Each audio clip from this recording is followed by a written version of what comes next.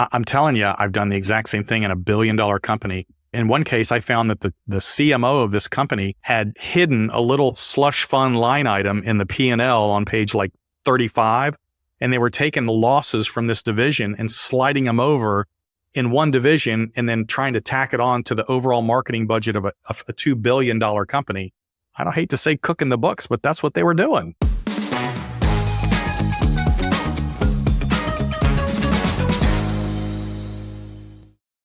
Welcome to another episode of Better Business, Better Life. I'm your host, Debra Chantry-Taylor. I'm a certified EOS implementer, an FBA accredited family business advisor, and a business owner myself with several business interests. I tend to work with established business owners and their leadership teams to help them live their ideal entrepreneurial life using EOS, the entrepreneurial operating system. My guests come onto the show to authentically share the highs and lows of creating a successful business and how they turn things around in their business. And also we have experts who specialize in working with established business owners, and that is who our guest is today.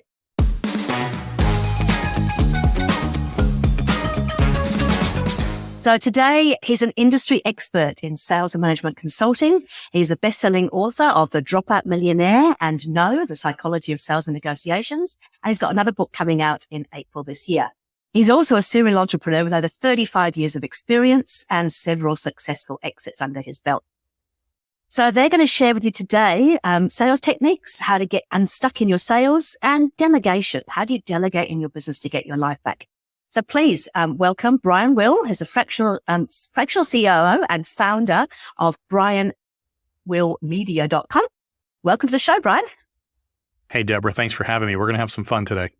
Absolutely. I always enjoy these sessions. So tell us a little bit about yourself, Brian. Really keen to hear about these sort of successful exits and where you've got to right now. Yeah, Deborah, I always have called myself the most unconventionally educated person that I know, meaning I'm the kid that dropped out of high school, failed out of high school is more accurate. Joined the military, got out of the military, tried to get a job, couldn't hold a job. I was a terrible employee. So started my first business. Started in landscaping, built that up to 7 franchises, got out. Actually, that one collapsed on me. There's a lot of good lessons in a business failure, by the way. Switched industries into insurance, built one of the first call centers for health insurance in the country. That was a venture capital exit. Did another online insurance agency. That was another venture capital exit. Did an online marketing company. That was a private equity exit. And then became a consultant in sales and sales management for public and private companies around the country. Got into writing books, got into politics. I sit on city council in my hometown here. And today I own a chain of restaurants. I own a real estate company. But what excites me is what I do with entrepreneurs. And that's working with them to get them unstuck, help them buy their lives back, help them scale their companies, prepare for an exit, and create generational wealth. So that's what I do today. Yeah, that's fantastic. There's a lot of similarities there, but your books are very much about, how do you get yourself unstuck? How do you make the most out of your life?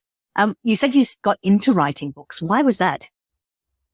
It's funny. I wrote my first book, and it was really a personal book that I was writing for my children. And when I finished writing it, I remember I was sitting at this restaurant and I'm thinking, well, I finished the book. I'd sent it to the editor and I was like, I'm not really done. I've done so many things in my life. I want to write a book on business. And so I started writing this book that I thought was going to be a technical book. And by the time it was done, it had turned into more of the psychology, soft sales of how to build and scale and run a business, none of which was the technical side, but all about the mentality and the entrepreneur and how they think and what they do and the things that they need to learn. And so the Dropout Multimillionaire was really more of the soft skill psychology side of business and less technical. And that was the second book. Then there was a third book, which again is the psychology of sales.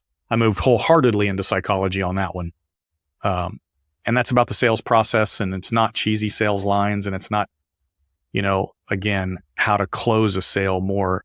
It's about the psychology of what you should be doing and the psychology of what your client is thinking, and how to use that psychology in order to become a better salesperson, a better closer. So obviously all of this has come from actual real life experience. We've got a huge amount of experience there in terms of what you've done. Yes. Tell us a little bit about running your own businesses. We get taught if you go to uni that there's this beautiful S-curve that the company grows at and everything's just, wonderful. You hit that steep slope and off you go. But it's not quite like that, is it? No, it's more of a squiggly line that goes up and down. And as you know, 50% of them fail in the first few years. And if you make it past year 5, you've done really, really well. But the funny thing about business, Deborah, is I have found that most people fail in business for some of the same reasons. And that's what my second book was about, The Dropout Multimillionaire. And most of those reasons are mental and not technical, right? And the example I always use is, I use Joe the plumber as my example, right? Joe's a plumber. He works for a plumbing company. He's been a plumber working for them for 10 years. He's good at his job. And one day he decides to start his own business. He starts Joe's Plumbing. If Joe's Plumbing fails, it will not be because Joe doesn't know how to be a plumber. It will be because Joe doesn't know how to be a business owner. And that's why Joe's business will fail. And that's why most people that go into business end up failing. They don't understand the business end of the business they're in. They think it's about the technical side, or chefs start restaurants. They think it's about food. And, that's not what it's about. You can have the best food in the world and your restaurant will fail. You can be the best plumber and your restaurant will fail. You have to understand the soft skills, the business side, the sales, and all the things that go along with it in order for you to succeed in business. And most people fail for those reasons. And sales is one of the biggest things, isn't it? Because I think you see this even with consultants who kind of leave their full-time role, and they've been brilliant at what they do in that organization. They go out into consulting, and of course, the first thing you have to do is you have to find clients. And the first couple you'll get will be friends and family, and then that runs out. And then what? And it's the same thing, right? They're very good at the consulting piece on the technical side of what it is they do, forgetting that when you start your own business, you also have to be the head chef and the janitor and the salesperson and the technician and the accountant. You have to do all the jobs when you get started. And they thought the business was just about the technical side, and it's not.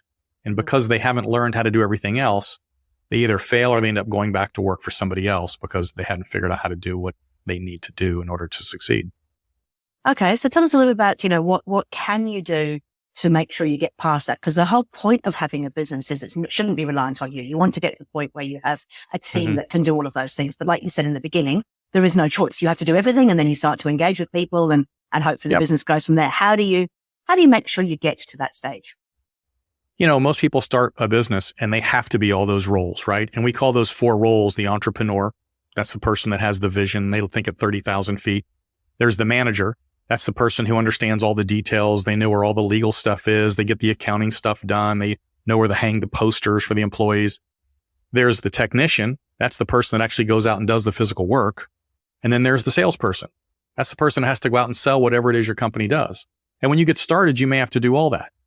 But the challenge is most people that start a business haven't figured out who they are and what talent they've got and what they should be doing and what they need to hire out. Like I said, if you have a guy who's a chef in a great restaurant, he's probably a terrible business person. So he needs to go cook and find somebody else to do the business side.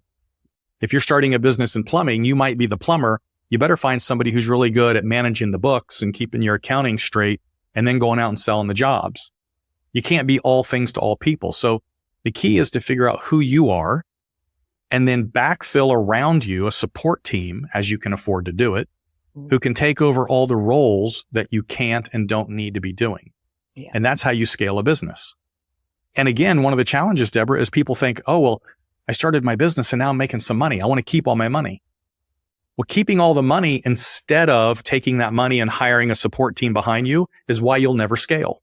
And it's why you may eventually fail. You've got to understand your path from where you are to where you want to be. And that means do what you do, make some money, backfill with some talent, make some more money, backfill with some more talent, build an organization around you. And that will allow you to scale that business to whatever level you want to scale it. You can't move your lifestyle up when you're new in business just because you're making more money. You have to build infrastructure behind you. And that is a big failure point. Yeah, completely agree. You've got to reinvest to make sure that you actually do surround yourself with those people. And then really, I think it's important that you start with the end in mind. What are you looking to do? Because most people say to me, I don't want to grow really big because then I'm going to have all these people and I hate managing people. But in actual fact, the bigger the organization gets, the easier it is for you to actually get back to doing what you love, what you're good at, and having time for it. And by the way, if you don't have all those people, that infrastructure and that support around you, what happens if something happens to you? What happens if you're in a car accident and you can't do what you do? What happens if, I had a person that did my drawings for my last restaurant, and a tornado hit his hometown and he worked out of his house, and suddenly he couldn't do the drawings for us anymore. And I was in the middle of a project. I couldn't wait around for 6 weeks. I had to go find somebody else to do it. So he lost most of his clients because nobody can wait around for you to fix whatever your problem is. Where if he'd have had a business and an infrastructure and other people, yeah, we had a tornado, but we kept right on rolling. Let's just say we've got to the point where we do have a whole bunch of staff. One of the other really big challenges I see is that the entrepreneur, even though they have really good, capable people around them, still fails to be able to let go. Yep. And this is both an ego problem, right? I have an ego. I think I need to know all the answers. I need to be the person everybody comes to. I want to be the face of the company. I want all the customers to talk to me. All you're really doing is limiting your ability to grow and scale, right? Yeah. If you are the holder of the knowledge, or if you are the holder of the technical expertise, then you're never going to scale that company. And it's either because your ego is a problem, or, and this is the second part, you are afraid to let go to somebody else because you are afraid they will not do it as good as you or as fast as you. And you see this with an entrepreneur who finally breaks down and hires somebody, and then they're in there doing that person's job all the time. Well, I'll just do it because I can be faster than you. Well, let me just get it done for you. And they never allow their team to grow into the person that they need to be. And again, they can't scale because they're still trying to go in and do all that stuff. And the third part is they're afraid to delegate because they're afraid to take the cash out of their pocket, which they're living on. So either their ego wants them to do it all, they're afraid to delegate because people won't do it as good, or they're afraid to spend the money. Those are the three reasons why people fail to delegate, which keeps them from scaling their company. Sure. And I suppose it is true, actually, when you first get somebody on board, they're not going to do it as well as you, and they're not going to do it as fast as you. And I always say to people, you've got to actually let go of that and go, hey, 80% is probably good enough. And you've got to allow them, through coaching, through leading, to actually grow into that role. And sometimes they end up being a whole lot better than you are. But if you dismiss them immediately because they're not like you, you're going to really struggle, aren't you?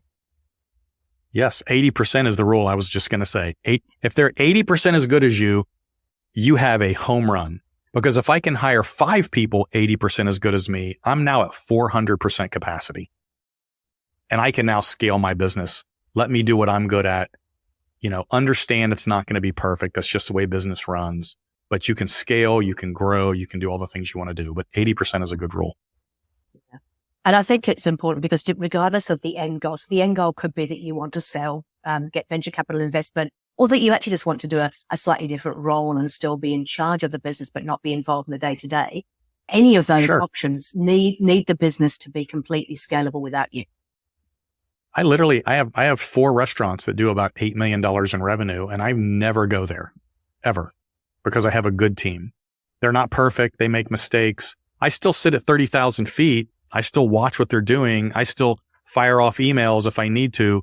But I don't know how to cook. I don't know how to make drinks. I don't know how to run. I just did a reel and it was called, I have no idea how to run a restaurant. Don't ask me to come in and help. But I have this restaurant chain that does well and makes a lot of money. That's the beauty of being able to properly delegate. And that's the beauty of being a true business owner as opposed to the technician who's actually working in the business. Why restaurants? Exactly right. I'm rather keen to understand. It's actually a funny cliche. When people sell their companies and they make a bunch of money, you see a lot of them be like, well, I'm going to buy a restaurant. Athletes and all kinds of people do this. Well, I had always taken my people out either to lunch or to happy hour. I always, that's my favorite thing to do. My favorite thing is to take my team out to lunch or take them out to happy hour after work. And we'd go out 2, 3, 4 times a week. And when we sold our last 2 companies, my finance person, she said, we're here all the time. You love these places. Why don't you buy one? And I said, yeah, Sam Malone from Cheers, if you know that show. I'm going to be the guy behind the bar, talking. And so I said, go buy one. So we bought one and I got into the restaurant business and I lost a bunch of money because I had no idea what I was doing. And a year later, instead of getting out, I bought 4 more and sold the first one that was losing money. And then I started learning how to run a restaurant, and I've had 15 over the last 10 years, and I've got 4 currently. So yeah, to me, I know how to do it now. I know how to do it. I have a good team. I don't have to do anything. It takes almost no time out of my schedule. So it's just another income stream at this point. And it's really interesting because we talk about, freeing up time to do your passions and doing what you love, but doing what you love and your passions are different, right? I mean, I believe your passions should stay your passions. Playing the saxophone, doing photography, walking is my passion. That's what you should do in your spare time. You should love the business of business. And I mean, you've had everything from insurance companies to restaurants to, what else did you say you had? real estate, landscaping, an ATM company. I've done so many different things. Yeah. So you got to be in love with the business of doing business. And that's what an entrepreneur really is. That's when we say doing what you love, you're doing that stuff. Deborah, people ask me, what are your hobbies? And I'm always like, I'm weird. My hobbies are business. I just love business, whether it's mine, working with another entrepreneur. I was sitting in Seattle, Washington yesterday, and the CEO of this company, and I was working with his folks, and he walked in and he said something to me, and I said, Adrian, I am having fun. I mean, I know I'm here working for you and your company, but literally I'm having fun because I love watching things get better. And people go, holy crap, we did that so much better than we did last month and the month before. I love business. It's fun to me. Me too, but I do still have some of that hobbies outside of it. Tell me a little bit about sort of scaling up. So, let's just say we've got to a point where maybe we've got 100 staff and things are kind of ticking along, but we feel like we want to go to the next level. What do you need to do to take that next step up? Because you see it in the book Scaling Up. They talk about the fact we hit certain plateaus and we just can't break through and get to the next level. So what do you think are the things that you need to consider if they're trying to get to the next level? So the first question I always ask people is, what do you want the end game to be? And you said that just a little bit ago. Is the point of scaling so that we can get a higher multiple and sell the company? Because that is a path that requires you to be completely pulled out of the company. Or is the goal to build a giant lifestyle business where you've got this big business that'll pay a lot of money, but you're going to own it, but not be involved? There's a difference in how you manage those two things.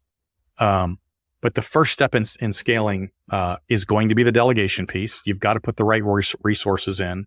The second piece is going to be figuring out the capacity of the market you're in, right? What's the capacity of the market you're in? Can you finish this scaling goal where you're at, or do you need to expand geographically? That's the next one. And then third, we do what's called reverse engineering. So part of the financial tracks I do is reverse engineering your goal. So we'll take your goal where you are today, wherever you want your goal to be in whatever time frame. Look at your pro forma today, build a pro forma for the goal company, which is going to include everything from number of employees to locations to product to sales to salespeople to lead gen to whatever that company looks like at whatever level you want it to be. And then you can literally reverse engineer your way all the way back to where you are today. So very simplistically, if I have a 5-person sales team and I'm doing $10 million in sales and I want to do $20 million in sales in 2 years, I know I don't need 5 salespeople. I'm going to need 10. So I'm going to have to figure out a way to slowly ramp up my 10 salespeople. Well, I know if I have 10 salespeople, I also know that I'm going to have some type of lead generation to get them. So I've got to start either ramping up my marketing or looking at my capacity in my marketplace. And then if I do that, I know I have to have more installation crews and depending on the product that I'm selling. So I have to slowly start ramping. In other words, every single core metric can be ramped up based on reverse engineering that goal. But we also say the top of the funnel is always marketing, right? What's the capacity in your market? What's the capacity of your marketing program? Can you do it where you are? And if you can't, are you willing to expand geographically to do that? So top of the funnel is marketing, then it goes to sales. From sales, it goes into the actual technical side of the business. And then you start doing all the inside operational work outside of that. So it's not terribly difficult to build a scaling model if you understand how to reverse engineer it. It is some work and it's going to cost money, and you will make less money in the meantime while you're scaling. That's the other thing. Just because you're scaling doesn't mean you're making more money, because you have to invest in whatever that scaling is. But if you do it properly and you follow that model, by the time you get to the end, you'll be making significantly more money than you would have made if you stayed where you are. If that makes sense. Absolutely, it does. It's kind of Stephen Covey's kind of practices of 7 habits of highly effective people. Start with the end in mind, know where you are headed, yes, and then you can start to reverse engineer it. And I suppose it is interesting because you've got to ask the question, can the market we're working in actually sustain that growth? Yeah. As in, there's no point in saying we want to be a $20 billion company when the market itself is very niche and it's this particular area. And going into different markets is not as easy as it first appears, is it? Nope. Think of it like this. Like, I have a restaurant in downtown Alpharetta where I live. It's going to do $3 million in revenue. I can't scale that restaurant to $6 million. The market won't support it. So if I want to have a bigger company, I have to open up another location, right? If I have a plumbing company, there's only so much plumbing I can really do in my little area. Again, whatever the company is, what is the market capable of doing? What kind of market penetration can you get? And then you're going to have to start expanding geographically in order to meet those goals, depending on how big you want to be. And when you start expanding geographically, whether it be interstate or even for us in New Zealand, it has to be international because there isn't much in New Zealand. You have to go into other areas. You've then got different audiences. Even within the States of America, I know that they're very different psychographically. They're very different in terms of a whole range of things. And so it's not just a case of taking this model, plopping it in over there and expecting that it will actually work. How are you going to support it? How are you going to make sure that you're actually delivering the right thing? Yeah. So I go out and I steal information, right? When I say steal information, I mean, I go into whatever market is, I find the top players in that market. How are they doing? What are they doing? And then if I can literally duplicate what they're doing with my model, then I know I've got something that will work in that market, if that makes sense. What are the pitfalls to growing? Because, scaling up is only one thing to do. Some people might actually go, we can build it to this size and want to sell it. But what are the pitfalls to scaling up? What are the biggest challenges you see when people try to scale up? You don't know how. And I'm being a little short when I say that, but I want that point to hit. If you've not done it before, then you don't know how to do it. You don't. And so what you need to do is find somebody who has done it, or somebody who has the technical or tactical or operational knowledge and has done it before. And you need to bring them in and let them help you. Otherwise, you're just guessing. Mm-hmm. And that is the biggest key to building and scaling. And so are you talking about, sort of there's mentors, there's coaches, there's all kinds of people that can help you out there. A mentor typically has that themselves. A coach tends to have the tools to help you do that. What do you think is, I also work the three-legged stool. I think you need like a peer group, you need a coach, you need a mentor, an operating system. I call it technical, tactical, and relational. You have the three-sided stool I understand that. So in my world, I say there's a technical coach, which is going to help you with operations, right? If I'm a window company and I'm used to putting windows in houses and now I want to put them in skyscrapers, I better find a technical coach that knows how to put windows in skyscrapers. Then there's a relational type of coach. Relational coach, a person's going to come in and help you with your organization internally and your HR and your employee issues and how you're going to deal with all the things that you need to do to grow. And then there's a tactical coach. And a tactical coach, which was what I do, is someone who come in and works on your operations internally, on your P&L. We do reverse P&L analysis, reverse engineering goal setting, looking at your sales teams and how to build better sales processes and management teams and dashboards. So I look at them as three also, technical, tactical, and relational. I don't do relational. I'm not a technical guy. I'm tactical. So whatever it is that you think that you're weak in or that you're going to need in order to do that scale is the person you need to bring in. And it might be two, might be three. Don't know. It's a little bit like when you're looking to employ staff, right? You're looking to find people who fill the roles and the weaknesses that you potentially have so that they can actually help you with that. And you should be surrounding yourself with people who are actually ultimately going to be better at it than you are in the long run.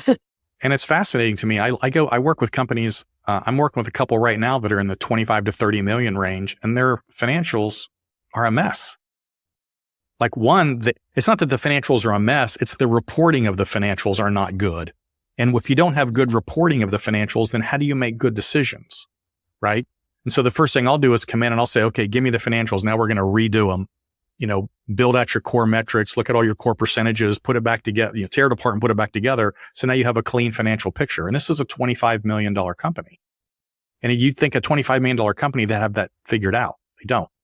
I got another one that's a $30 million company that needs dashboards. Like they've got all the data, but they don't know how to analyze it because it's not readily available. So I'm like, okay, these are the core metrics for sales. This is a core metrics for installation. This is a core metrics for marketing. Let's build these simple dashboards so the management team can go in and look at it and go, oh, that's what's going on. Now I understand.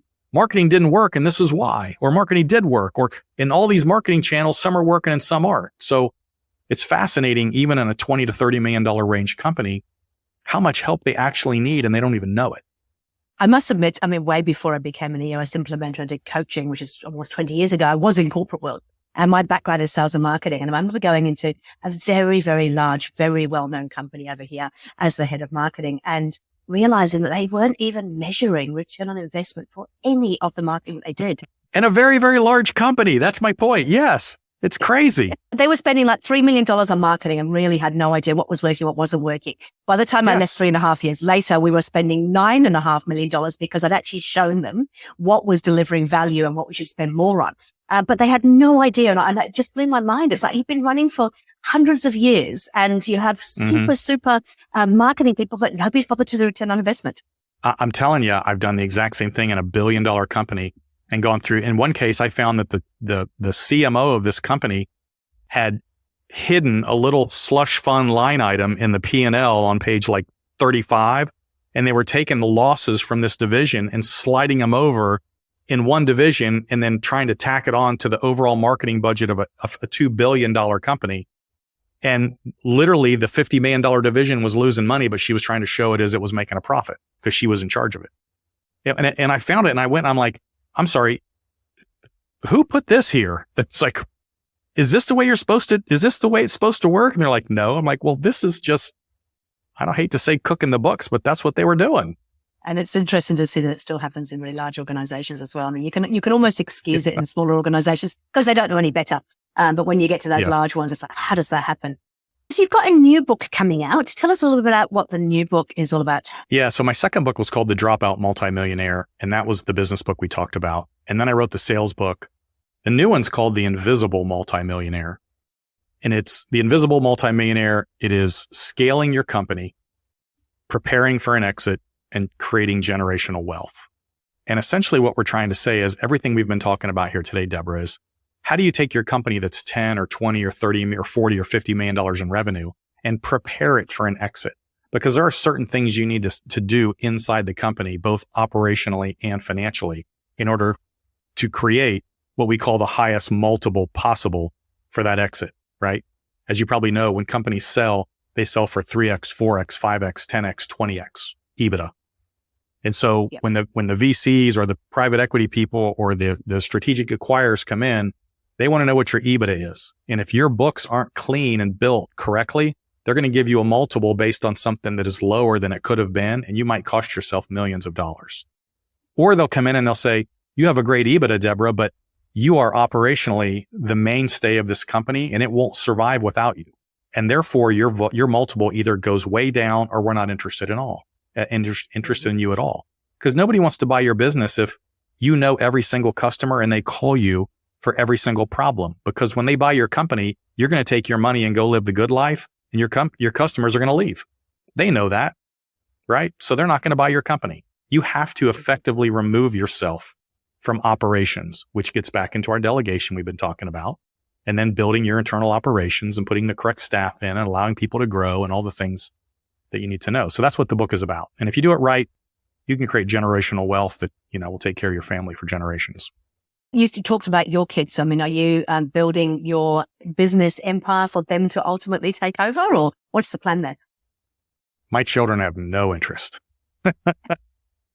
None. My daughter has been in the nonprofit world since she was 10 years old. She works for the Florida Cancer Society, Florida Cancer Foundation, as a director raising money. My son is in the ministry. He's got his master's degree in divinity. So he's working in hospice and with youth, the church. Neither one of them have really any interest in my business or really business in general. And that's really interesting because I do a lot of work with family businesses, and it's kind of almost, a lot of them assume that the kids will want to come into the business, but they don't have to, right? There's absolutely their choice. I mean, they could be just an owner of the business if they can, manage that, or maybe they just don't want to do it at all, and that's perfectly fine. Well, I'm a little different in that I've had so many businesses over the years. It's not like the family business has been around forever. When my kids were born, I was in landscaping, then went to insurance, then went to internet marketing, and then went to restaurants, and then went to consulting, and then went to, so it's not like they've been around one business their whole life. They've just been around business in general. So it might be a little different for my kids. Okay, brilliant. I always ask my guests to give us 3 top tips that the listeners can actually go away and put into action so that this is more practical, pragmatic. What are the 3 top tips that you would give them? Sure. So the first one, we touched on this earlier, and it's who are you in your business? Are you the entrepreneur? Do you think at 30,000 feet in bullet points? Are you like me, you're ADHD and you can't focus? If you are, then you need to get a good management team underneath you. Otherwise, you're going to be bouncing all over the place. Are you the manager? Are you the salesperson? Are you the technician? be honest with yourself and figure out who you are and who you're not. And when you figure out who you're not, start backfilling your resources, your staff around you so that you can build a company that doesn't require you to be there all the time. So that's a big one. Number 2 is, why are you doing what you're doing? Particularly if you're new in business, you better know why you're doing it, because there will be many times when it will hit the fan and you will be tested to find out whether you have the internal intestinal fortitude to move forward. So you got to have a great big why on what you're doing so that you can get through the tough times that will happen. And my last one is, understand that if you're trying to scale, or your business isn't doing what it could be doing, or it's not doing what you want it to do, or if you're burned out, it's because you don't have all the knowledge you need to get where you need to go, and you need to bring in a coach and a mentor. That's the most important thing. So those are my big 3. Perfect. I love that. I think that, when you work out your why, it really keeps you connected. I think that I've had a couple of business failures, and if I didn't have a really, really strong why, it would have been easy to give up. But when you know why you're doing what you're doing, it gets you back in the game. It gets you back on top again. Yep. I think that the who are you bit is really important. I think when you're a visionary, we call them, in terms of, somebody who's the entrepreneur, you've got all the great ideas. You're not actually very good at running the business, at getting a great COO or getting an integrator, getting even a fractional one like that. It doesn't have to be a full-time person, but you need somebody who's going to call you on your kind of bullshit, keep you a little bit on track, and most importantly, keep the team on track, because they can get easily distracted by that visionary who's got all the great big ideas. The visionary is the guy that thinks in bullet points. He's like, let's go here, let's go here, let's go here, let's go here, let's change this, let's change that. And people are like, oh. Yep. And I must admit, I've been that role in my own business. And I can appreciate now, working with other visionaries, how frustrating I must have been. But anyway, and the last one I think, as you said, is like, if you don't have the knowledge, but it's nothing wrong with asking for help. Like, what's the saying? No. If you want to go somewhere faster, do it together rather than alone, right? Debra, in America, Tom Brady and Peyton Manning, greatest 2 quarterbacks ever, both have passing coaches. Tiger Woods has a swing coach. Tim Cook, who runs Apple, has a personal coach and a board of directors. Every successful, super successful person has coaches, mentors, boards of directors, and help. Nobody does it alone. And yet all these entrepreneurs think, I'm going to do it all by myself. And that's not how the super successful people do it. It's just not. But as you said, it requires investment. And for a lot of people, they kind of go, well, I don't want to spend that money. But the reality is, everything in business requires investment, and it's the investment that gives you the return. So, Okay. So a little bit about, who do you enjoy working with? What's your kind of ideal client? You've talked about the size of them, but what is the ideal client for you? The hardest part about coaching and mentoring, and I'm sure you know this, is when somebody comes in and says they want help and then they don't listen to you, or they only do half of what you say. That's even worse, because then they say, well, I did it. You say, no, you didn't. You did half, and half isn't going to work. So I want somebody who wants the help, recognizes they need it, and are going to listen to what I teach them and tell them and implement those things. Just trust me and implement them, and then watch how it works. That's the client I'm looking for. Somebody who has the ability, the capacity, the infrastructure, the business. They have the ability to do it. They just need that extra push. I always tell people, it's not that the people that I work with don't know what they're doing, and it's not that they're doing anything wrong. It's most of the time they have these 30-degree blinders on. All they can see is what's right in front of them. And when I come in, I have a 360-degree view, unbiased, of everything. And it's easy for me to look around and go, oh, did you not know that? Did you see that? Just focus on a couple little areas, change this and this and this, move this around and do that. And it makes an amazing difference. And they always think it's amazing stuff, but it's been right there in front of them the whole time. They're just too laser focused on this, and they don't see it. And that's not a criticism, right? Because we all end up doing that in our own businesses. It's sort of very easy to get blinkered. Yep. So it's just nice to have somebody who's going to challenge you and can see that bigger picture from the outside. By the way, I'll say this. If you're going to do this, make sure you bring in somebody who has been there, done that, has the experience, has looked at 100 other companies, knows what you're doing, knows the mistakes you're going to make. Make sure you bring in somebody who can actually help you and not somebody who just thinks they can. I think that's a really good point. I think one of my strengths as a coach is that I have run businesses my entire life too. And so I have actually got an understanding. I've had failures, I've had successes. I know the things to look for. And I'm not going to tell you exactly what to do, but at least you can ask the questions that will make sure that you're making the right decisions for your business. Success is all about the right questions, 100%. Okay, how do people get in contact with you, Brian? And also, you mentioned in the beginning, you've got this mastermind kind of course that people, or is it? No, Yeah, my website is brianwillmedia.com. I always say www.brianwillmedia.com, but my staff, who are all Gen Xers, tell me I'm not supposed to say www anymore. So it's kind of funny. But anyway, it's brianwillmedia.com. My books, my podcasts, blogs, articles. But on there, if you go to the training section, there is a masterclass in sales and negotiation. And if you go to the masterclass, it'll say, do you have a coupon code? And if you just enter the word partner, it'll get you the class for free. It's a 4-module, 1-hour class. It's based on my book, No, the Psychology of Sales and Negotiation. So you get it for free, take the course and drop me a note. Let me know what you think of it. Hey, look, it's been an absolute pleasure speaking to you. Like I said, I think we've got a lot of things in common, but I love the fact that we're both passionate about helping businesses scale and I guess getting people back to their better life, right? So get yourself a better business, Absolutely. You can get back to a better life. Go live your life. You didn't get in business to work all the time. You got in business to create a lifestyle. Let's create the lifestyle. I'm with you on that, 100%. Hey, thank you so much for your time. I really appreciate it. Thanks, Debra. Appreciate it.